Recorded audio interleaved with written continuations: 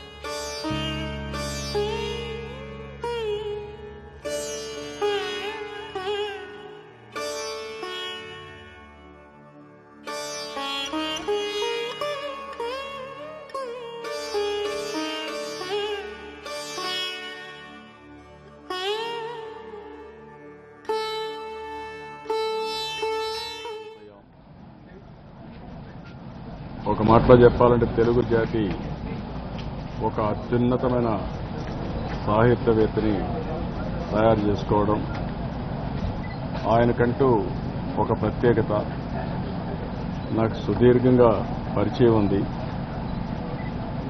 అదే మరి ఎన్టీ రామారావు గారు అయితే నారాయణ రెడ్డి గారంటే ఒక ప్రీతిపాత్రమే కాకుండా అత్యంత గౌరవంగా చూసేవారు.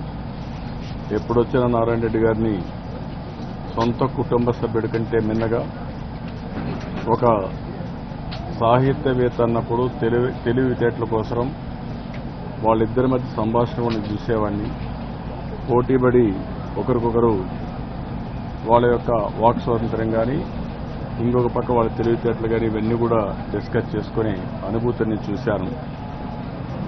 ఎన్టీ రామారావు గారి సినిమాల్లో బ్రహ్మాండమైనటువంటి సాంగ్స్ రాయడం, అంతేకాకుండా నాకు బాగా పరిచయం ఉన్నప్పుడు మొట్టమొదటిసారిగా రాజకీయ నాయకుల్ని మంచి మాట్లాడే నాయకుల కింద మంచి వాక్చాతుర్యం ఇచ్చే విధంగా తయారు చేయాలని చెప్పి ఆయన కోరడం. ఎందుకంటే కమ్యూనికేషన్ చాలా ముఖ్యం రాజకీయ నాయకులకి. కమ్యూనికేషన్లో నారాయణ రెడ్డి గారిని మించిన వాళ్ళు ఉండరు. భాష కానీ, సమయ సందర్భం కానీ, డెలివరీ కానీ ఇవన్నీ చూసిన తర్వాత ఒకసారి నేను రిక్వెస్ట్ చేశాను, మా ఎమ్మెల్యేలందరికీ ట్రైనింగ్ ఇస్తే బాగుంటుందని రిక్వెస్ట్ చేస్తే మొట్టమొదటిసారిగా ఏ పార్టీలో కూడా ఆయన ఎలాంటి ట్రైనింగ్ క్లాస్ రాలేదు. నేను అడిగింది కూడా రాజకీయాలు కాదు, ఇది ఒక మంచి కమ్యూనికేషన్ ఇచ్చే లీడర్స్ని తయారు చేయడం కోసం అంటే చాలాసార్లు వచ్చి ట్రైనింగ్ క్లాసులు కూడా పార్టిసిపేట్ చేశారు. అదే మరిగా చరిత్రలో చూస్తే ఎవరికీ దొరకని గౌరవం ఆయన దొరికింది. 3500 పాటలు రాశాడు. ఆయన రాసిన పాటలు కానీ ఆయన రాసిన కావ్యం కానీ చరిత్రలో చిరస్థాయిగా మిగిలిపోతాయి. తెలుగు వాళ్ళకిద్దరికీ జ్ఞానపీఠ అవార్డు రావడం జరిగింది. అందులో మన విశ్వనాథ సత్యనారాయణ గారికి ఒకటైతే రెండోది నారాయణ రెడ్డి గారికి వచ్చింది. పద్మభూషణ్ కానీ అనేక డాక్టరేట్లు. ఆయన రాసిన సాహిత్యం పైన 10 PhDలు వచ్చాయంటే ఆయన సాహిత్యానికి ఎంత విలువ ఉంది, లేకుంటే ఎంత డెప్త్ ఉందో అర్థమవుతుంది. అదే మరి నాకు అవకాశం వచ్చినప్పుడు వారిని మొట్టమొదటిసారిగా ఆంధ్రప్రదేశ్ రాష్ట్రంలో ప్రెసిడెంట్ నామినేషన్ చేసే రాజ్యసభ సభ్యుడిగా కూడా నామినేట్ చేసే అవకాశం, రికమెండ్ చేసే అవకాశం నాకు వచ్చింది. 6 ఏళ్లు వారే కాకుండా రామచంద్రారెడ్డి గారు కూడా ఇద్దరు వియంకులుగా ఉండి రాజ్యసభలో ఉండే అవకాశం కూడా రావడం జరిగింది. అదే మరిగా నేను రాష్ట్ర సాంస్కృతిక మండలి అధ్యక్షుడిగా కూడా వారిని పెట్టినప్పుడు ఎప్పుడు కూడా ఎనలేని సేవలు అందించారు. ప్రతిరోజు రవీంద్ర భారతి అయితే ఈ కళలతో చాలా ఉన్నతమైనటువంటి సాంప్రదాయాలతో ముందుకు పోయారు. ఆ సమయం ఒక గోల్డెన్ ఎరాగా ముందుకు పోయే పరిస్థితి వచ్చింది. నేను కూడా అనేక సందర్భాలతో వారితో ఇంటరాక్ట్ అయ్యాను. ఎప్పుడు ఇంటరాక్ట్ అయినా ఒక ఆప్యాయత, ఒక అనుబంధం ఆయనలో ఉండేది. నేనన్నా, మా కుటుంబం అన్నా, ఎన్టీఆర్ అన్నా, ఎన్టీఆర్ కుటుంబం అన్నా చాలా సాన్నిహిత ఉండేది. అలాంటి ఒక ఆత్ముడిని, ఒక గొప్ప వ్యక్తిని ఈరోజు పోగొట్టుకోవడం జరిగింది. ఆయన మరణం తెలుగు జాతికి, దేశానికి తీరని లోటు, సాహిత్య లోకానికే తీరని లోటు. ఏదేమైనా ఆయన వదిలిపెట్టినటువంటి స్ఫూర్తి మన దగ్గర ఉంది. ఆ స్ఫూర్తితో మనం ముందుకు పోయే విధంగా ముందుకు పోవాలని కోరుకుంటూ, ఆయనకి ఎంత అభిమానం అంటే కూతుర్లందరికీ కూడా నదుల పేర్లు పెట్టాడు.